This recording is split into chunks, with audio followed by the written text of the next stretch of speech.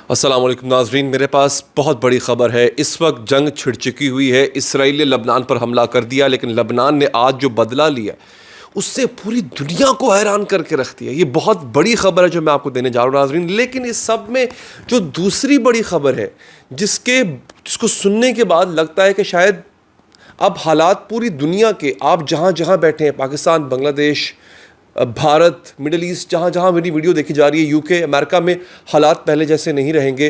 क्योंकि ख़बर जो है वो बड़ी अजीबोगरीब है कि रूस ने बरतानिया पर एटमी हमला करने की तैयारी कर ली है। एटमी हमला बरतानिया पे, एटम बॉम्ब। क्यों? मामला यहाँ तक पहुँचा कैसे? रूस को इतना गुस्सा किस बात का आ गया है? रूस की जंग तो यूक्रेन से हो रही है, तो फिर बरतानिया पे एटमी हमला क्यों होने जा रहा है नाज़रीन? और रूस ने बाकायदा इसकी वीडियो जारी की है। वो वीडियो मैं आपको दिखाऊंगा, आपके सामने रखूंगा। क्यों जारी की है, उसके पीछे मकसद क्या है, आपको वो बताऊंगा। दूसरी मेरे पास बहुत ज़्यादा बड़ी खबर है नाज़रीन। तीसरी जो सबसे चौंका देने वाली खबर है, जिसके बारे में मैंने बहुत पहले जिक्र किया था कि नाज़रीन ये जंग यहाँ पर नहीं रुकेगी, ये जंग बढ़ेगी, ये जंग पूरी दुनिया में और ख़ास तौर पे मशरक़ वस्ता में, मिडल ईस्ट में फैलेगी। पेंटागन का ये बयान सामने आया है कि अमेरिका बाकायदा तौर पे अपनी फ़ौज भिजवा रहा है मिडल ईस्ट में। मिडल ईस्ट सिर्फ शाम, इराक़ या वो नहीं है, लबनान नहीं है। आपका यूएई भी इसमें आएगा, आपका सऊदी अरब भी इसमें आएगा नाज़रीन। अमेरिका बहुत बड़ी फ़ौज भिजवाने जा रहा है मिडल ईस्ट में। और ख़बर ये है कि बिलखुसूस अगर नहीं बल्कि काफ़ी हद तक यकीन है कि इसराइल तारीख़ में पहली बार लबनान पर ग्राउंड इन्वेजन करेगा, चढ़ाई करेगा, फ़ौजी लेकर जाएगा, टैंक लेकर जाएगा। और वो टैंक, वो फ़ौजी दरअसल अमेरिकन होंगे। इसराइलियों के साथ साथ अमरीकी भी लड़ेंगे। तो पेंटागन ने बाकायदा तौर पे अपनी फ़ौज भिजवाने का ऐलान कर दिया है। बात यहाँ ख़त्म नहीं होती है। इराक़ ने भी अपनी फ़ौज लबनान भिजवाने का ऐलान कर दिया है। ये देखें, मैंने आपसे क्या कहा था, आलमी जंग और क्या होती है? इसी को तो आलमी जंग कहते हैं। थर्ड वर्ल्ड वॉर शुरू हो चुकी है नाज़रीन। तो इसराइल क्या करेगा? वो अपनी आलमी जंग भिजवाएगा। इसराइल जो है वो अपनी फ़ौज को लबनान में उतारेगा। अमेरिका ऑलरेडी अपनी फ़ौज भिजवा रहा है, वो इसराइलियों की मदद करेगा लबनान पे चढ़ाई करने के लिए। इराक़ अपनी फ़ौज भिजवा रहा है। बात इराक़ पर ख़त्म नहीं होती है। यहाँ पर यमन जो है वो शाम के रास्ते, वो भी इसराइल पे चढ़ाई करेगा। यमनी फ़ौज भी अपना एक बहुत बड़ा फ़ौजी कंटिंजेंट वो भिजवा रही है वहाँ पे। कहाँ से? शाम के थ्रू। शामियों को इस बात का पता चला तो शामी वॉलंटियर्स, शामी जंगजू, फिर शामी हुकूमत ने भी ऐलान कर दिया हम भी अपनी फ़ौज भिजवाएंगे इसराइल पर चढ़ाई के लिए। अगर इसराइल ने लबनान पर बाकायदा फ़ौजी यानी ग्राउंड ऑपरेशन किया तो ये है इस वक्त पूरे खित्ते की सूरत हाल नाज़रीन।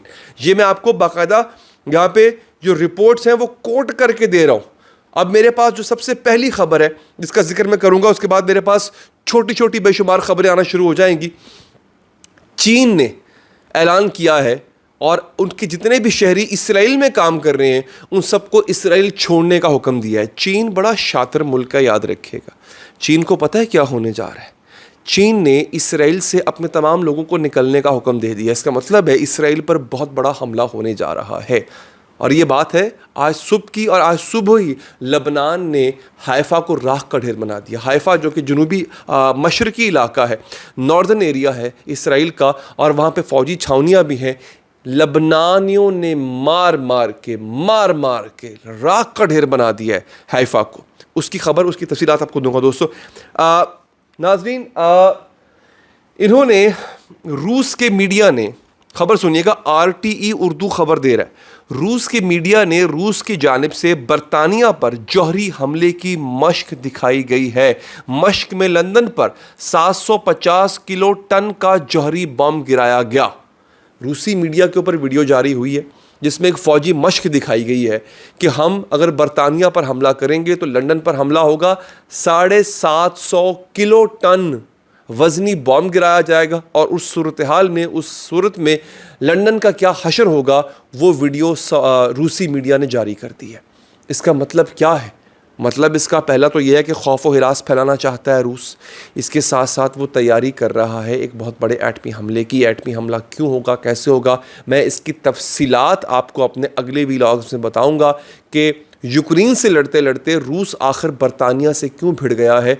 अगले व्लॉग का इंतज़ार कीजिए और उसके लिए चैनल को सब्सक्राइब कर लीजिए। अब बढ़ते हैं नाज़रीन आगे।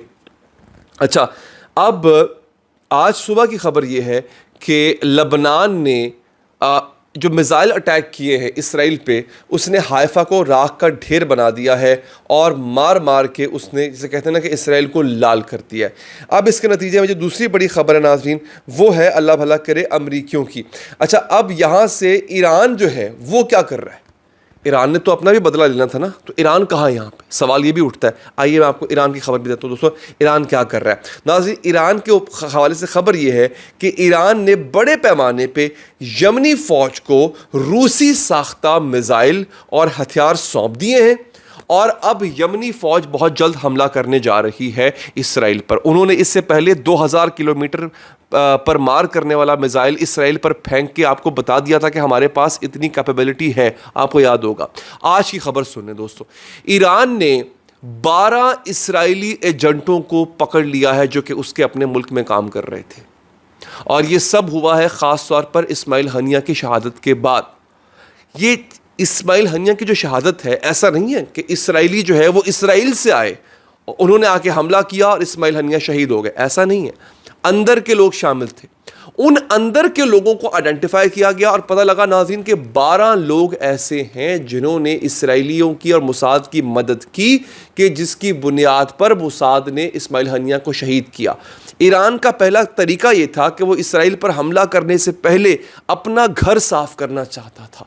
ईरान ने पहले अपना घर साफ किया, क्योंकि इधर ईरान इसराइल पे हमला करता, यहाँ पे इसराइल जवाब में शायद ईरान पे बराह रास्त हमला ना करता, लेकिन ईरान के अंदर मामलात तो ख़राब करता। खुद कुछ धमाके होते ईरान के अंदर, फसाद होता, फ़िरकावारियत होती, दहशतगर्दी के वाक़यात होते। तो पहले ईरान ने अपने आप को सिक्योर किया, इसराइल को लबनान के साथ एंगेज किया, लबनान और इसराइल आपस में एंगेज है, और इधर यमनियों को रूसी साख्ता असलहा दे दिया है कि वो इसराइल पर चढ़ाई करेंगे। इस दौरान ईरान अपनी पूरी ताकत के साथ इसराइल पर हमला करेगा। ईरान के पीछे रूस खड़ा है, चीन खड़ा है। दोबारा बता रहा हूँ आपको, चीन ने आज कहा है अपने तमाम शहरियों को जो इसराइल में मुकीम है, इसराइल छोड़ दो। और ये वो चीनी शहरी नहीं है जो इसराइल घूमने फिरने गए हुए हैं, ये वहाँ की इकॉनमी के ऊपर बहुत बड़ा इनका कंट्रोल है इन चीनियों का, और उनके ज़रिए चीन इसराइल के अंदर बड़ा असर और रसूख रखता है।